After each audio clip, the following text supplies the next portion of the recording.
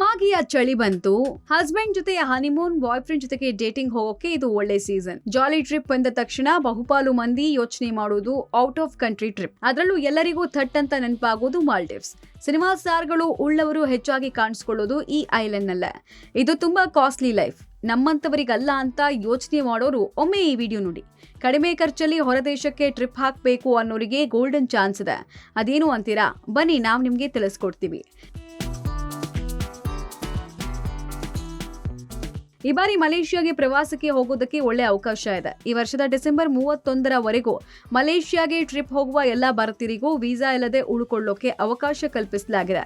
ಮಲೇಷ್ಯಾದಲ್ಲಿ ಸುಂದರ island ಇದೆ, ಅದುವೇ ಲಂಕಾವಿ ದ್ವೀಪ. ಮಾಲ್ಡೀವ್ಸ್ಗಿಂತ ಇದೇನು ಕಮ್ಮಿ ಇಲ್ಲ. ಇಲ್ಲಿಗೆ ಟೂರ್ ಹೋಗೋರು ಸಖತ್ ಎಂಜಾಯ್ ಮಾಡ್ಬೋದು. ಇಲ್ಲಿ ಸಾಕಷ್ಟು ವೆರೈಟಿ ಇದೆ. ಕಡಿಮೆ ಖರ್ಚಲ್ಲಿ ಒಳ್ಳೆ ಟ್ರಿಪ್ ಮಾಡ್ಬೋದು. ನೈಸರ್ಗಿಕ ಸೌಂದರ್ಯಕ್ಕೆ ಹೆಸರುವಾಸಿಯಾಗಿರುವ ಲಂಕಾವಿ ದ್ವೀಪ ಭಾರತೀಯ ಪ್ರವಾಸಿಗರಿಗೆ ನೆಚ್ಚಿನ ತಾಣ. ಇಲ್ಲಿನ ಕಡಲ ತೀರಗಳು ತುಂಬಾ ಸುಂದರವಾಗಿದೆ.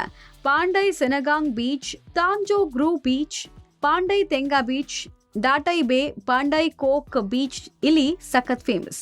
ಸೂರ್ಯನ ಕಿರಣಗಳು ಸಮುದ್ರದ ಮೇಲೆ ಬಿದ್ದಾಗ ನೀರು ಫಳಫಳ ಹೊಳೆಯುತ್ತೆ. ಈ ಅದ್ಭುತ ದೃಶ್ಯ ನೋಡುವುದೇ ಚಂದ. ಈ ದ್ವೀಪದಲ್ಲಿ ಕಡಲ ತೀರ ಪ್ರಿಯರಿಗೆ ಮಾತ್ರ ಅಲ್ಲ, ಸಾಹಸ ಪ್ರಿಯರಿಗೂ ಅನೇಕ ಆಯ್ಕೆಗಳಿದೆ. ಲಂಕಾವಿ ಸ್ಕೈ ಬ್ರಿಡ್ಜ್ ನಲ್ಲಿ ತುಂಬಾ ಪ್ರಸಿದ್ಧವಾಗಿರುವಂತಹ ತಾಣ ಆಗಿ ಮಾರ್ಪಟ್ಟಿದೆ. 125 ಮೀಟರ್ ಉದ್ದದ ಸೇತುವೆ ನೆಲದಿಂದ 100 ಮೀಟರ್ ಎತ್ತರದಲ್ಲಿದೆ. ವಿಶ್ವದಲ್ಲಿ ಅತಿ ಉದ್ದದ ಬಾಗಿದ ತೂಗು ಸೇತುವೆಗಳಲ್ಲಿ ಇದು ಕೂಡ ಒಂದು. ಜಾಸ್ತಿ ಖರ್ಚಿಲ್ಲದೆ ಒಳ್ಳೆ ಟ್ರಿಪ್ ಆಗಬೇಕು ಅನ್ನೋರಿಗೆ ಇದು ಬೆಸ್ಟ್ ಪ್ಲೇಸ್.